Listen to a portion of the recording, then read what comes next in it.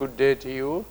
Today the Lord's word and vision comes from the Father's heart, meaning how his heart works. So I saw this prodigal son in the pig pen. He's in trouble, land is in famine, like the COVID famine. And the prodigal son and the prodigal world said, we will make science and our enterprise our great watchman. So they lived like that till famine hit them. Father was always watching and waiting, and the son said he had lost his wealth, he has lost his friends, he has lost his stature, he has lost his beauty, he lost his clothes, and he only had one memory left: I am still a son. Why am I a slave and a servant here? And the world had been taken over by big business, the global elite, the global oligarchs running the farms, the industries, the farmer and everything else for their profit. And this son said, maybe I'll go back.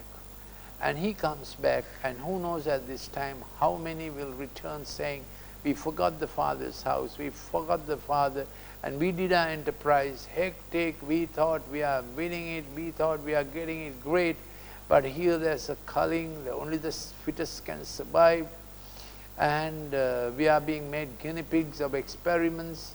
And the real oligarchs have decided who should survive so that the world's profit and their profit level keep increasing. And the problem is the population. And then this son and the father's intense longing to get the world back was like a GPS direction for son to return. And father watches, sees him afar, and before anyone could see him, father runs and point number one, step number one, clothes him. His nakedness is covered and he is clothed.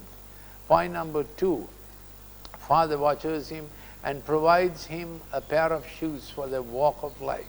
So God has two houses, his spiritual house where he trains the call of God, and the workhouse in the world and all the nations of the world that he has to run. Father wants to run that workhouse and the world with his government, for which we are trained in the spiritual house. Our call from God is our training in the spiritual house. And Lord Jesus said when he was 12 years old, don't you know I must be about my Father's business? So here is the Father's spiritual house, the spiritual labor room in which the church, he trains us for the call of God and sends us well equipped with shoes and the Father's robe. And then third step, the Father's signet ring, to go sign up for the Father, the way Father would run the world. Father would run professional fields, Father would run nations, Father would run politics, economics, and the design. He wants to equip us in the house of God. This is why it's so important for us to gather in the house of God. And then Father gives us his house of authority, sign of authority to sign up, work, produce, govern nations and all that. But we must keep our spiritual call in the Father's house. And who knows, this is a time of great return. Great return. People who thought they'll win the world's way, and they can see they are losing. The world's way is designed for the fittest to survive, taskmasters to take control on behalf of the global oligarchs, the plutarchs, and they are having it great and big as nations are impoverished. The wealth goes somewhere, that's right, as nations struggle to produce pandemic stuff and pay for it through their nose, selling up the resources they have in their nation for food and milk for babies. All that is taken up in this pandemic exercise. And taskmasters are gearing up the world for that kind of slavery, that kind of Pharaoh's house. And then the Father's house is come home, come home. And we need to get ready in the Father's house so that we don't behave like the elder brother with our nose up in the air, but be equipped for the time. So the church has to train its own sons and daughters to be equipped with good shoes to occupy professional fields. We have to train our 18-year-olds, 18 to 24 years, the age of training, the 6 years we have to train them up with good shoes to occupy the work fields, occupy the work ways. That's what I mean by shoes, to do their skill well. A robe is the belonging in the Father's house. Shoes are the skill them well. Teach them skills to occupy the world's workforces for transformation. Be the lighthouse that will signal to God, get back to God.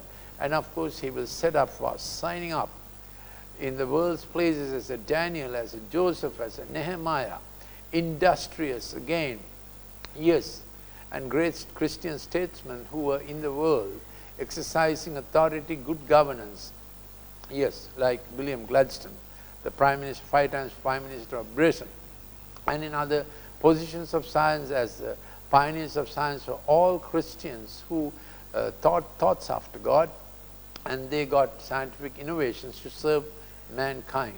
We need another, and then we have Professor John Lennox in our own time, and Christians taking up their field. So the robe of the Father, then the shoes of training, and the house of God is all geared to give all encouragement to make ambassadors for Christ and send them to the work fields.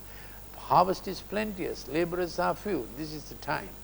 And then we need to transform the elder brothers in the house of God to adopt nations, stop the criticism, adopt the nations, get them back to God.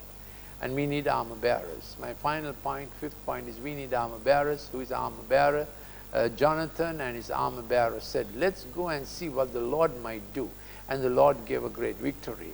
So in the armor bearing, always the senior holds a shield for the junior, and junior in turn holds the shields for the senior.